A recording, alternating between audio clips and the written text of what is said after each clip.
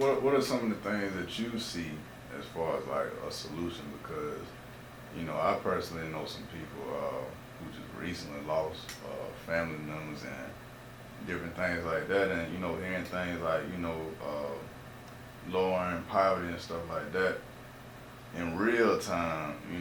It's people around here who can't get jobs, and it's a lot of what's the word I'm looking for? Barriers of entry. So, what like they would want to know, what could happen the quickest way, or what can what can we do in real time? Well, all right. So okay, people can't get jobs. It is tough because even like so, real life is real personal example. I graduated from Savannah State in 2014. I was after graduate, so I graduated in May. I was unemployed from May till September. And so, they preach the dream of, you you're like, yeah, you get your bachelor's degree, everybody's gonna want you, you're gonna come out there making all this much money and whatnot. And that didn't happen. And it was a humbling experience because I had been working since 16. And so what ended up happening, I ended up having, because a lot of times it's not what you know, it's who you know. So I had a buddy that worked at the detox, the crisis unit at River Edge on Fulton Mill Road. And I was like, hey man, you used to work out. They said, hey, yeah, I can get you on. They always need some men and whatnot for, restraining and stuff like that. So I took that job. Well, even in the meantime, I started refereeing because I didn't have anything to do. And my buddy was like, yeah, you may as well. I said, yeah, you're right. I may as well do something because some money is better than no money, right? So I started that, and then I took the job at River Edge at the detox. And I started, bachelor's degree fresh out of college. I was making $9 an hour or whatnot at the detox. But a humbling experience because 9 was better than 0.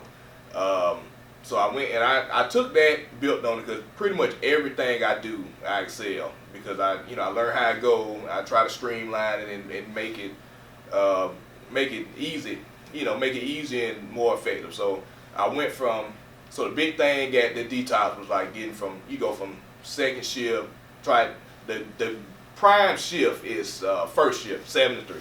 So I got the 7 to 3 shift probably in a few months. We had folks working there years that couldn't get on 7 to 3 shift.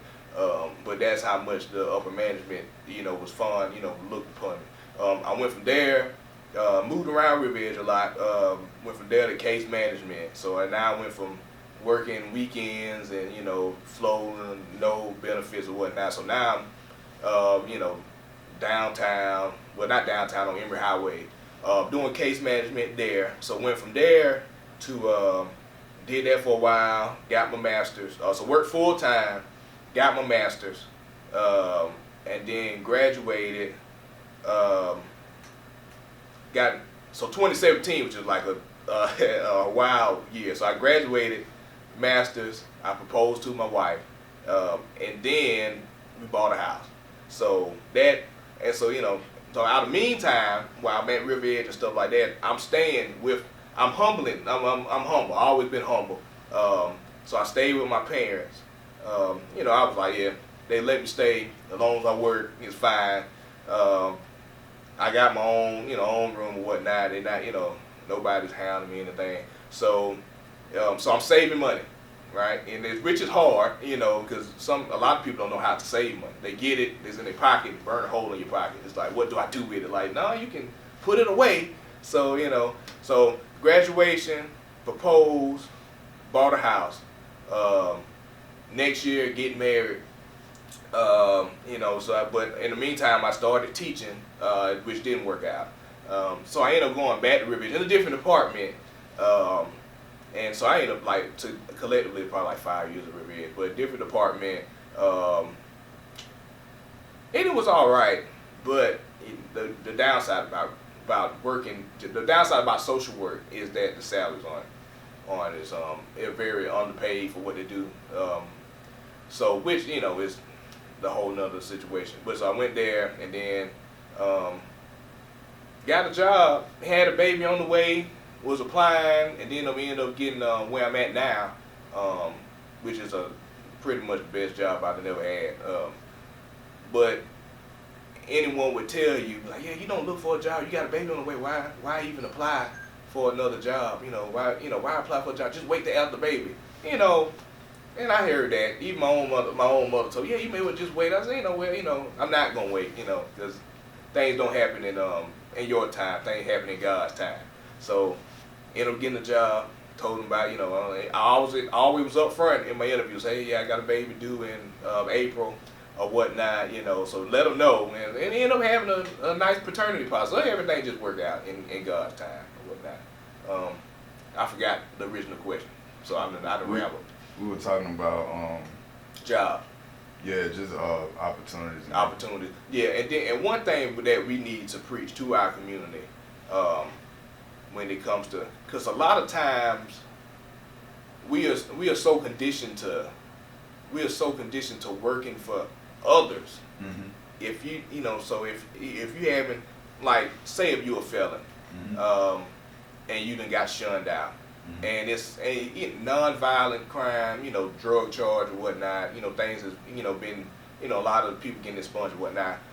Instead of trying to work for somebody, they were like, you can build that skill the same way we're getting that trade. You can build that skill. You can work for yourself.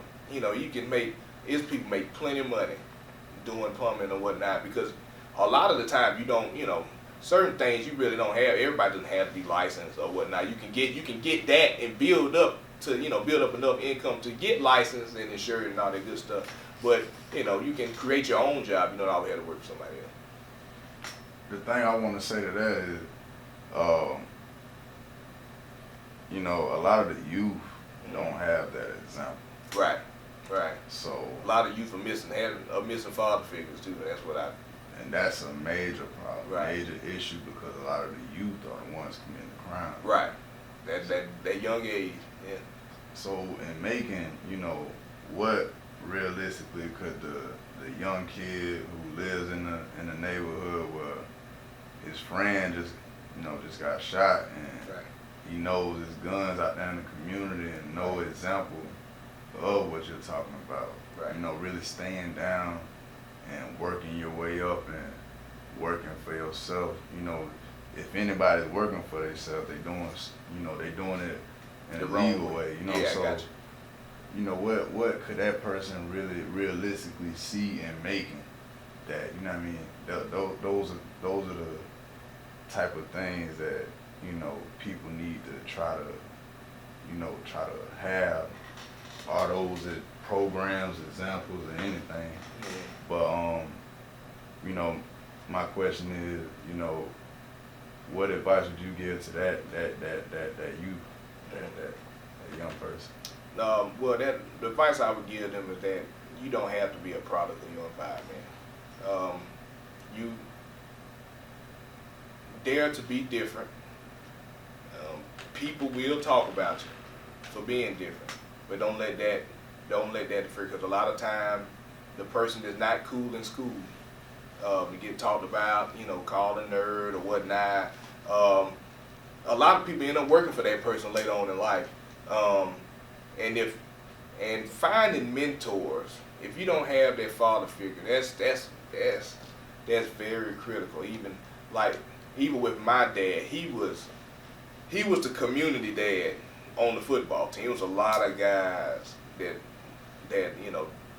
no father, absent father, in jail or whatnot. My dad always picked up that baton, and talk to guys, check up on them, see how they doing, give them rides home, that type of stuff, so they can see that positive influence. Like, why, I don't want to, because you see, like, with my dad in jail, I may well do it too. It's cool. No, you don't have to be that, and show just that example of showing the love for children, and that, that it's okay. It's just okay. Because the only hood that you really need to be proud of is parenthood. That is no, claiming, streets and stuff that, that you don't own. You know what I'm saying? Like, it's just, it's all, when you get older, you see that, me having children, like, it changes you. You can't make a selfish decision anymore. You got to think, well, before I go spend all this money, we got food in the house, what's my wife gonna say about this? Does this better my household? It's just you're living for somebody else now than versus living for just selfish reasons or whatnot. And that's part of growing up. It's been studies done showing that the brain, the decision making part of the brain is not fully mature till you're 25. And a lot of the, like you said, the youth crimes, they 16, 17, sometimes 15, they just, they don't have that decision making part in there, and it's fully developed yet. Not giving them an excuse, because, at the end of the day, you're responsible for your own actions. But, yeah, just want to do better, and it's really about the leadership, just seeing male influence, because there's not as many male teachers in the classroom as it should be. You don't see it too much, but you got Big Brother Big Sister program and stuff like that. It's programs out there where you can find for male teachers or whatnot, or male mentors. Playing sports, you're gonna see them. You're gonna see them. You're gonna football, baseball, basketball. You're gonna see them. It just just find them.